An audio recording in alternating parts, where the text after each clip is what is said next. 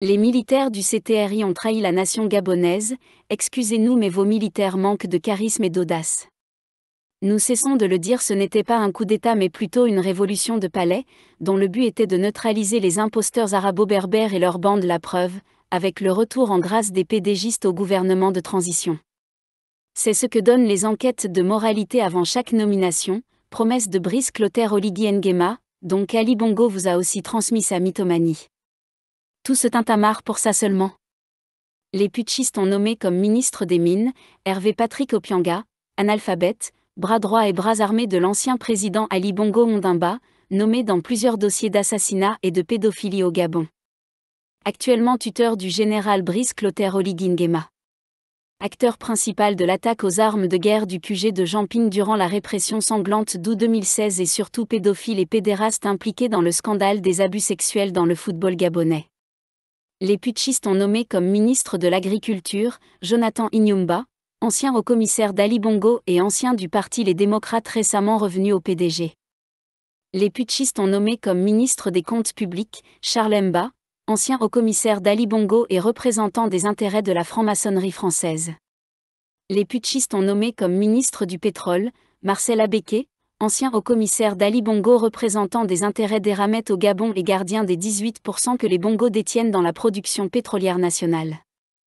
Les putschistes ont nommé comme ministre de l'énergie Jeannot Kalima, repris de justice, ancien directeur de cabinet et filleul d'Idriss Ngari, membre du secrétariat exécutif du PDG, ancien secrétaire général du ministère des Mines et de l'Industrie et du Tourisme, incarcéré en 2014 pour détournement de fonds publics dans l'affaire dite des « fêtes tournantes ». Les putschistes ont confirmé comme ministre de l'Éducation nationale, Camélia Ntoutoum Leclerc, membre du comité permanent du PDG et ministre d'Ali Bongo Ondimba durant le coup d'État électoral de 2023. Les putschistes ont confirmé comme ministre de la fonction publique, le PDGiste Raphaël Ngazouzé, membre du bureau politique du PDG, ministre d'Ali Bongo et impliqué dans de nombreux crimes rituels dans le département de la Lopé. Les putschistes ont nommé comme ministre des Travaux publics, Flavien Nzanguinzundu, secrétaire de cabinet d'Ali Bongo et coordinateur général de la campagne d'Ali Bongo, ancien ministre et ancien aide-camp d'Omar Bongo Ondimba, ancien haut-commissaire d'Ali Bongo, PDGiste et encadreur de Brice Clotaire Oligui Nguema. Les putschistes ont nommé comme ministre délégué à la présidence chargée de l'Intérieur, Herman Imongo, membre du PDG, ministre des Affaires étrangères d'Ali Bongo durant le coup d'État électoral de 2023.